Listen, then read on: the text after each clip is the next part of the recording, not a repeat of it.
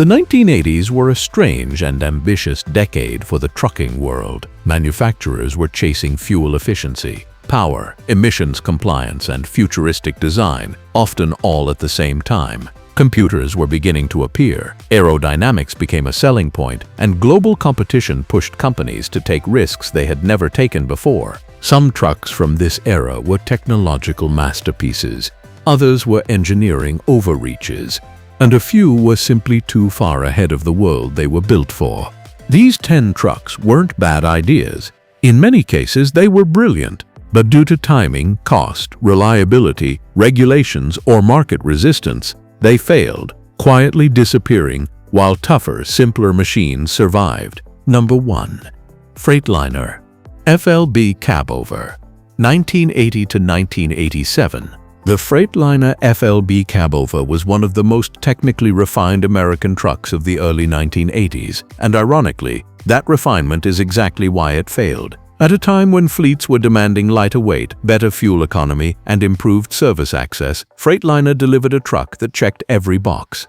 The FLB featured an aluminum cab that reduced weight significantly compared to traditional steel cabovers. It was aerodynamic by the standards of its era, had excellent visibility, and used a forward-tilting cab that made engine access faster and safer for mechanics. Under the cab, the FLB could be equipped with industry-proven powertrains, Detroit diesel 2-strokes, Cummins big cams, and Fuller transmissions.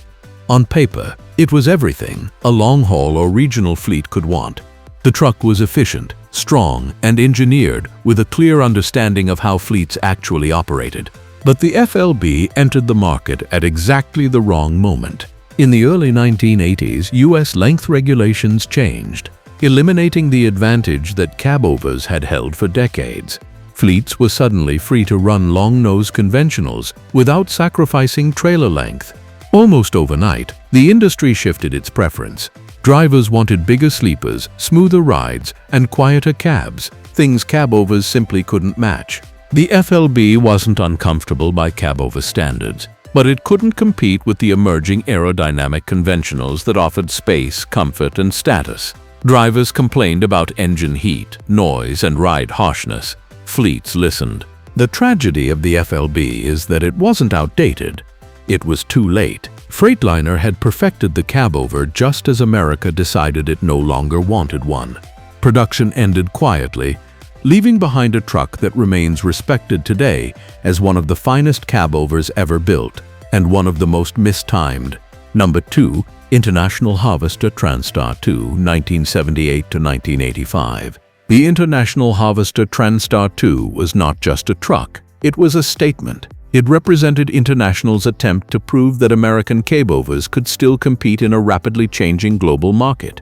The Transstar 2 featured a redesigned cab with improved aerodynamics, stronger structural integrity, and better cooling than its predecessor. It was compatible with powerful engines from Cummins and Detroit diesel and could haul serious weight day after day. From an engineering standpoint, the Transstar 2 was excellent. It was strong, reliable, and designed for the brutal realities of long-haul freight. Drivers appreciated its durability, and fleets trusted its mechanical simplicity. The truck did exactly what it was supposed to do. So why did it fail? Because International Harvester collapsed. During the early 1980s, International was torn apart by labor strikes, financial mismanagement, and declining market confidence. While competitors invested in new models and dealer support, International struggled just to survive. Development slowed, marketing vanished, support networks weakened. When International Harvester reorganized into Navistar, priorities changed. The company shifted focus toward conventional trucks, military contracts, and survival. The Transstar 2, despite being a solid, capable truck, was quietly dropped. Its failure had nothing to do with performance. It was a victim of corporate collapse. Fleets hesitated to buy a truck from a company that might not exist next year. Parts availability became uncertain. Resale value plummeted. The Transstar 2 didn't fail the road lost it. Number 3. Volvo F10, F12, early 1980s, U.S. attempts. In Europe, the Volvo F10 and F12 were legends. In America, they were misunderstood. The F-Series trucks were engineered with a philosophy that was radically different from American thinking at the time. Volvo emphasized safety, driver ergonomics, fuel efficiency, and balanced performance rather than brute force. The cabs were crash-tested, the interiors were thoughtfully designed, the engines were durable, smooth, and efficient. On European highways, the F10 and F12 dominated long-haul transport. In the United States, they struggled. American fleets in the early 1980s wanted torque-heavy engines, simple systems, and massive dealer networks.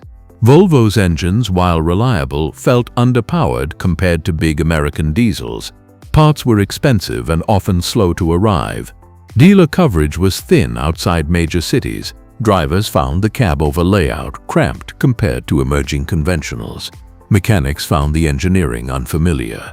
Fleet managers worried about long-term support. Ironically, many of the F-Series features, advanced braking systems, aerodynamic shaping, driver safety focus, later became industry standards. Volvo wasn't wrong.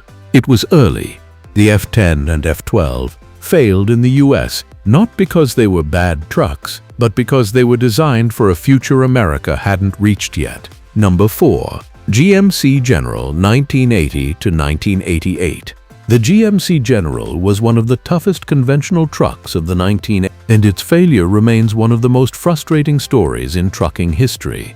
Built on a heavy-duty platform closely related to military vehicles, the General was designed for extreme service, logging, oil fields, heavy hauling, and off-road work. This truck was brutally simple and incredibly strong. Thick frames, massive axles, and proven engines made it a favorite among operators who value durability over comfort. It could take punishment that would cripple lighter trucks, and yet GMC killed it. During the late 1980s, General Motors decided to exit the heavy truck market entirely. Not because the trucks were bad, not because sales were weak, but because GM wanted to focus on passenger vehicles and improve profitability. The decision stunned fleet owners. The General had loyal customers and a strong reputation. When production stopped, parts support slowly faded, resale values dropped, and fleets were forced to switch brands. The GMC General didn't fail due to engineering, reliability, or driver rejection. It failed because corporate strategy changed. Sometimes, even a great truck can't survive bad decisions made far away from the road. Number 5. Ford CL9000, Louisville, 1981 to 1990. The Ford CL9000, often referred to as the Louisville, was Ford's most serious and capable heavy-duty truck of the 1980s. By the time it entered full production, Ford had already spent decades in the Class 8 market and understood exactly what fleets demanded: strength, simplicity, and flexibility. The CL9000 delivered all three. It could be ordered with Cummins or Detroit diesel engines, fuller transmissions, heavy axles, and a frame strong enough for long-haul, regional freight, or severe service applications. From a driver's perspective, the CL9000 was surprisingly comfortable for its era. The cab was spacious, visibility was good, and the ride quality was competitive with anything else on the road at the time. Ford also made steady aerodynamic improvements through the decade, showing that the company was committed to evolving the truck rather than abandoning it. Mechanically, the Louisville was reliable and straightforward. It avoided unnecessary complexity and relied on proven components that most mechanics already knew how to service. Fleets liked it because downtime was predictable and parts were widely available, at least at first. So why did it fail? Because Ford lost interest. Heavy trucks demanded long-term investment, specialized dealers, and thin profit margins compared to passenger vehicles. As competition intensified and regulations tightened, Ford decided the heavy truck business wasn't worth the effort. In the late 1980s, Ford began pulling back, and by 1990 it exited the Class 8 market entirely. The CL9000 didn't fail because of design flaws, reliability issues, or lack of demand. It failed because its manufacturer walked away. Fleets were suddenly left with trucks whose future support was uncertain. Resale values dropped. Buyers moved to brands that showed long-term commitment. The Louisville remains a perfect example of a great truck that lost the race, not on the road, but in the boardroom. Number 6. Magirus-Deutz 232D, NIN310D, 1980s. Magirus-Deutz trucks were unlike anything else operating in the 1980s. While most manufacturers relied on liquid-cooled diesel engines, Magirus-Deutz stubbornly pursued air-cooled diesel technology. The 232D and 310D models were built around this philosophy, eliminating radiators, coolant, water pumps, and the freezing or overheating problems that plagued conventional engines. On paper, these trucks were brilliant. Air-cooled engines meant fewer failure points, greater tolerance to extreme heat and cold, and exceptional reliability in deserts, mountains, and military environments. These trucks proved themselves in harsh regions across Africa, the Middle East, and Eastern Europe, where conventional cooling systems often failed. But brilliance doesn't always sell. Fleet operators in the 1980s were conservative. Mechanics were unfamiliar with air-cooled diesels. Parts availability outside Europe was limited. The engines were louder, hotter inside the cab, and behaved differently than anything drivers were used to. Fleets didn't want to retrain mechanics or risk unfamiliar technology. As emissions regulations tightened, air-cooled engines also became harder to certify. Noise regulations worked against them. Buyers grew cautious. Despite being incredibly durable and technically impressive, the Magirus-Deutz trucks were seen as too different. The market didn't reject them because they were unreliable. It rejected them because they broke tradition. In hindsight, the irony is obvious. Many of the problems Magirus-Deutz tried to eliminate are still issues today. But in the 1980s, the trucking world wasn't ready for such a radical solution. Number 7. Iveco TurboStar, late 1980s. The Iveco TurboStar was one of the most advanced European trucks of the late 1980s. It combined powerful turbocharged engines, aerodynamic bodywork, and a driver-focused cab at a time when many competitors were still prioritizing raw strength over comfort and efficiency. On European highways, the TurboStar was a success. It offered strong performance, excellent fuel economy for its size, and a level of refinement that appealed to professional drivers. Iveco positioned it as a premium long-haul truck capable of competing with the best from Germany and Scandinavia. The problem wasn't the truck. The problem was scale. Iveco lacked the global dealer network and parts infrastructure needed to support international fleets. Outside Europe, buyers hesitated. In markets like North America and parts of Asia, fleets demanded immediate parts availability and long-term support. Iveco simply couldn't provide that in the 1980s. The TurboStar was also expensive. Advanced engineering came with higher purchase and maintenance costs, making it a tough sell against established brands with deeper roots. As competition intensified, the TurboStar slowly faded from the global stage. It didn't collapse dramatically, it just failed to expand beyond its home market. Today, the TurboStar is remembered as a truck that showed what European engineering could achieve, but also as proof that great design means nothing without global support. Number 8. Leyland Road Train, 1980 to 1988. The Leyland Road Train was born out of desperation. British Leyland needed a modern heavy truck to save its commercial division, and the road train was supposed to be the answer.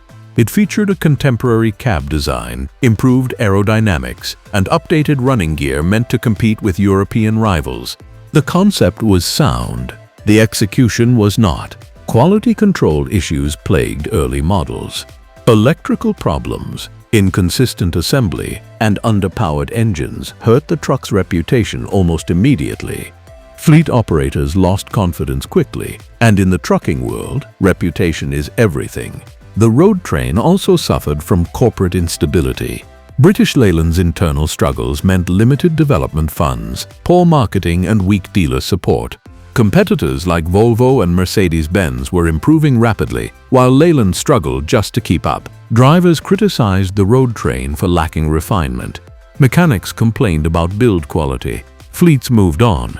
The tragedy of the road train is that it wasn't hopeless. With better execution and long-term investment, it might have succeeded. Instead, it became a symbol of what happens when a truck is asked to save a company that can't save itself. Number 9.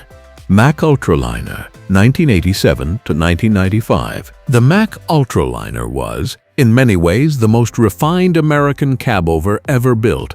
Introduced in the late 1980s, it represented everything Mack had learned from decades of building hard-working, no-nonsense trucks. Strong frames, reliable drivetrains, and legendary durability were all there, but this time wrapped in a modern, driver-focused cab. The Ultra-Liner featured improved aerodynamics, better insulation, enhanced safety, and a noticeably more comfortable interior than older cabovers.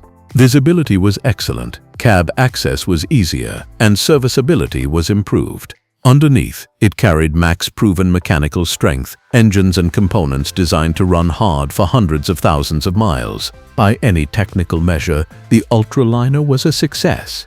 The problem was the market it entered. By the late 1980s, the cabover era in North America was already dying. Length regulations no longer favored cabovers, and drivers overwhelmingly preferred long-nose conventionals with large sleepers. Fleets followed driver demand. Comfort, ride quality, and noise levels mattered more than maneuverability. Even though the Ultra-Liner was better than almost every cabover before it, it couldn't escape the stigma. Drivers saw cabovers as outdated. Fleets saw declining resale value. Buyers hesitated. Mack found itself in a cruel position. It had finally perfected the cabover just as the industry turned its back on the entire concept. The Ultra-Liner didn't fail because it was poorly built. It failed because it belonged to an era that had already ended. When production stopped, it left behind a legacy as one of the last truly great American cabovers. A truck that proved excellence isn't always enough when the market has already moved on. Number 10. Mercedes-Benz NG Series, early mid-1980s. The Mercedes-Benz NG Series was one of the most technically advanced heavy trucks of the early 1980s. Built with German engineering philosophy, it emphasized durability, efficiency, and long-term reliability over short-term cost savings. Turbocharged engines, strong frames, and a well-thought-out cab made it a standout on paper. In Europe, the NG Series was respected. In export markets, it struggled. The problem wasn't performance. The NG trucks were powerful, smooth, and extremely durable. The problem was price and perception. In many markets, especially outside Europe, buyers were not accustomed to paying premium prices for heavy trucks. Mercedes-Benz trucks cost more upfront, parts were expensive, and dealer networks were limited. Fleet operators used to simpler and cheaper domestic options struggled to justify the investment. There was also a cultural gap. The NG Series was engineered with long-term ownership in mind, high build quality, tight tolerances, and conservative power delivery. Many buyers wanted immediate power and lower upfront costs, even if long-term reliability suffered. As a result, early NG exports failed to gain traction. Sales remained limited. Fleets chose familiar brands.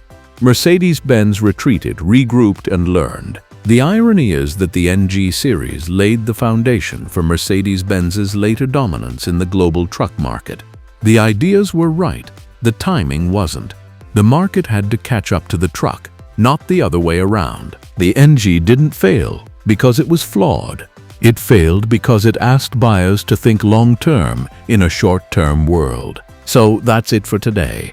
If you like this video, then please hit the like and subscribe button for more videos. Thanks for watching,